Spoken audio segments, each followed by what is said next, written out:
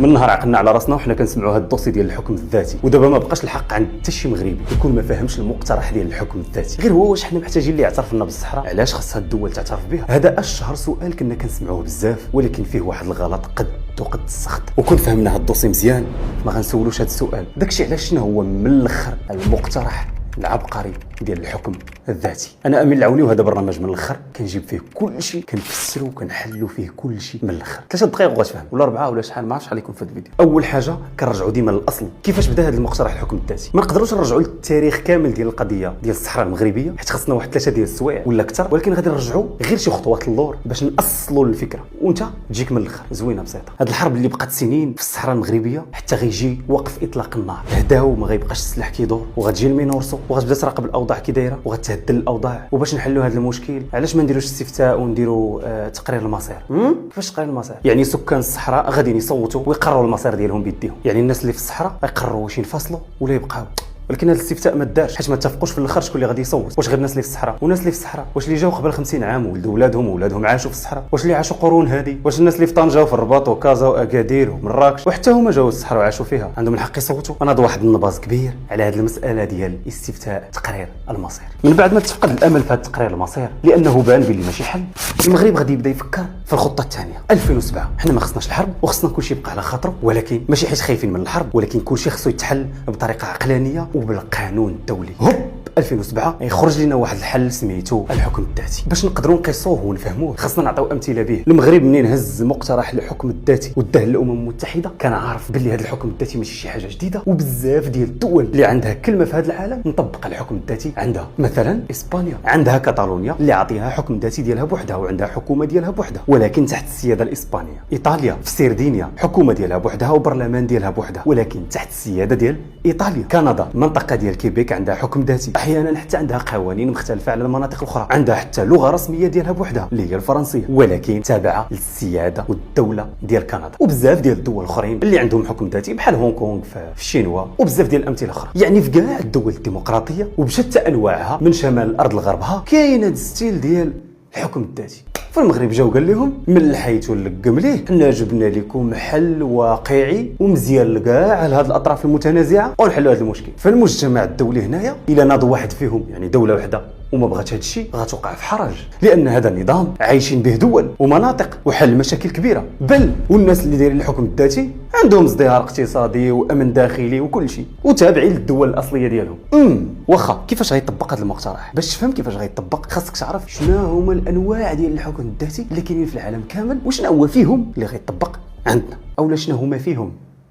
انت تفهم بلاتي ما خربقتكمش بعدا ياك غادي معايا مزيان. هذا المقترح كيعطي سكان الصحراء صلاحيات واسعه باش يسيروا ويدبروا الشؤون الداخليه ديالهم وبشكل ديمقراطي بحال الدول الديمقراطيه اللي حتى هي عندها حكم ذاتي في المناطق ديالها وكيسيروا شؤونهم بشكل ديمقراطي. داكشي ديال الامم المتحده وداكشي اللي كيعجبهم الخطاب الديمقراطي. غادي تكون في المنطقه ديال الصحراء هيئه تشريعيه وادارات تنفيذيه، بحال مثلا غتكون اداره محليه اللي كتسير البنيه التحتيه، الميزانيه، الضرائب وحتى المجال الثقافي، الثقافه الحسانيه. يعني جهه الصحراء المغربيه غتسير الشؤون ديالها الداخليه كيف ما بغات هي وكيف ما كاع جهات المملكه في الاصل راها كتسير شؤونها الداخليه ولكن تحت سلطه واحده وبلد وحده. غير هو في المقابل الا كانت هذه المنطقه كتسير راسها بوحدها المملكه المغربيه غادي تحتفظ بالاختصاصات السياديه. شنو هما؟ الرايه العلم كاين رايه وحده تحتها كاملين، العمله غتبقى هي عمله وحده كنتعاملوا بها كاملين، ماشي الجهه ديال الصحراء المغربيه غتكون عندها عمله وحده ديالها، لا. المقومات المرتبطه بالاختصاصات الدينيه والدستوريه. الثالثه هي المقومات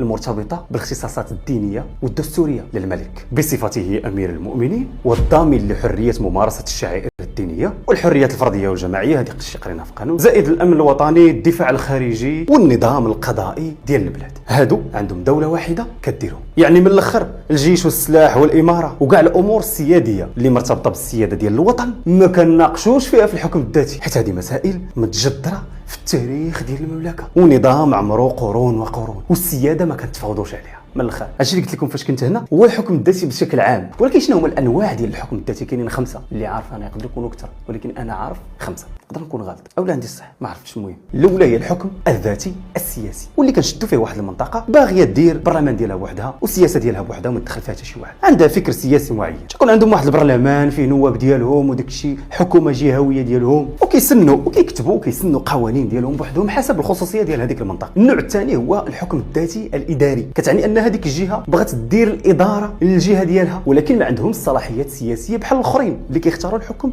الذاتي السياسي. غير هو مثلا الا كان شي مشروع غينمي المنطقه ولا كذا، راه هما اداريين هو اللي كيقرروا فيه، ولكن ما كيكونش عندهم قوانين، ما كيقدروش يسنوها وما كيكونش عندهم دستور ديالهم بوحدهم. هذا الحكم الذاتي الاداري. وقلت لكم في الاول السياسي. دابا الثالث شنو هو؟ الثالث زوين كيوت، الحكم الذاتي الثقافي. هذا الحكم الذاتي اصلا كيختاروه لان المنطقه كتكون خايفه على الهويه ديالها والتراث ديالها واللغه ديالها والثقافه ديالها، فكتقول انا خاص يكون عندي حكم ذاتي يحمي لي هذه الثقافه والتراث والهويه واللغه. وهذا الحكم الذاتي الثقافي كاين في بزاف ديال الدول ومطبق في بزاف ديال المناطق. دابا غندوزو للحكم الذاتي الرابع اللي هو الحكم الذاتي الكامل الموسع. هذا الحكم الذاتي الموسع كيكون عنده بزاف ديال الصلاحيات، منهم داكشي اللي قلت لكم قبيله. تيكون عنده الحكم الذاتي السياسي يعني حكومه بوحدها، برلمان بوحدو، كيكون عنده حكم ذاتي ثقافي، كيكون عنده حكم ذاتي اداري، وهو بالضبط اللي مطبق عند تيرول في ايطاليا، ديك المنطقه ديال سردينيا. ولكن بشرط كيديروا هذا الشيء كامل بلا ما يخرجوا على الحكم ديال ايطاليا، حكم الدوله الايطاليه. يعني هذه المنطقه كتهز نفس الرايه ديال ايطاليا، كتعامل بنفس العمله، وحتى الدستور ديالها كيكون تابع للدستور الاصلي ديال ايطاليا. ماشي هادو كيشرقوا هادو كيغربوا، لانهم دوله وحده وشعب واحد فقط. هذيك المنطقه عندها خصوصيه ديالها بوحدها، محتاجه يكون عندها داكشي ديالها بوحدها. دابا بقى لنا النوع الاخير اللي هو الحكم الذاتي الامني والعسكري. يعني منطقه كيكون عندها شرطه ديالها بوحدها مختلفه حتى في اللباس على الشرطه ديال الدوله الاصليه، كيكون عندها قوه امنيه ديالها خاصه بوحدها ولكن بالتنسيق مع الدوله الام. وهذه كاين مثال ديالها المانيا في بعض المناطق، وفي بلجيكا كتشوفهم عندهم بوليس ديالهم مختلفين عن البوليس الاخرين ديال الدوله كامله، وكتسمى تما في المانيا وفي بلجيكا الاقاليم الفيدراليه. غير هو هذا النوع الخامس قليل الدول اللي كتخدم به. السؤال دابا الاخر، حنا اش من حكم ذاتي غيكون عندنا من هاد الانواع ديال الحكم الذاتي اللي قلنا؟ هو في الحقيقه المغرب غادي يدير ميكس ديال هاد الانواع ديال الحكم الذاتي وغيحطوا في الاقاليم الجنوبيه. غيكون ميكس ما بين الحكم الذاتي الاداري، الحكم الذاتي السياسي، الحكم الذاتي الثقافي. وهذا الشيء طبعا ما جبتوش من راسي، كاين في المقترح ديال الحكم الذاتي. داكشي ميكس زويون سوفت باش ما يلقاولكش منين يقول لك لا علاش ما درتيش لهم هذه وحقهم ديمقراطيه.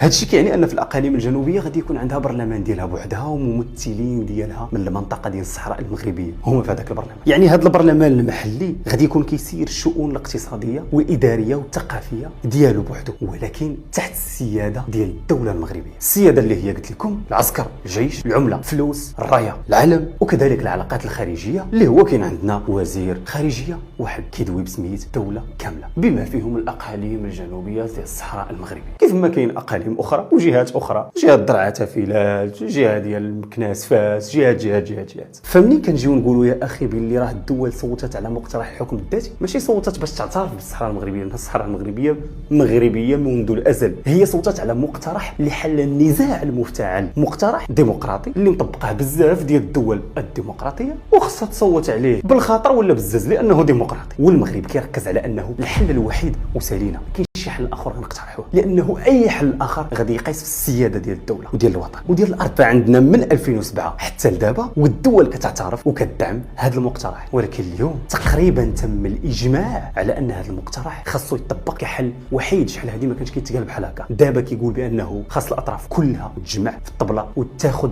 بهذا المقترح العبقري اللي عطى المغرب، لانه سير نزاع كبير جدا مفتعل وحنا عارفين شكون اللي افتعلوا. ومع ذلك في الخطاب الملكي تخاطبات الجهه اللي افتعلات هذا النزاع بسياسه اليد الممدوده، اي انه ولو هاد الدول كلها تعترف لنا بهذا المقترح ويتطبق، حنا بيناتنا خاصنا نجلسوا في الطبله ونناقشوا ونحلوا هذا النزاع، لانه ما في صالح حتى شي واحد. وحتى في قواعد الحرب كيقول لك واخا تشوف عدوك كيخسر ما تسدش عليه كاع البيبان، خلي ليه باب واحد اللي يكون في صالحك. في وقعات الحرب الى العدو ديالك لقى بلي ما عنده حتى شي حل غيزيد يقاوم وغيزيد يضرب واخا هو عارف راسو خاسر. داكشي علاش دابا الحل الوحيد هو الاطراف كلها تجلس باش تشوف كيفاش غتطبق هذا الحكم الذاتي، لانه صار ولا حل وحيد ما كاينش غير، واللي فرضوا المغرب بطريقته. وهذه اللي كتسمى الحنكه ديال دوله عندها قرون وقرون. وهذا هو اللي كيتسمى من الاخر الحكم الذاتي. ما تنساوش اهم حاجه ماشي دير لايك ولا ابوني حيت هذا الشيء مرتبط بك، ولكن اهم حاجه هي تبارطاجي هذا الشيء باش المغاربه كلهم يعرفوه، باش المعلومه تعم وكلشي فاهم، باش الوعي ديالك يرقى.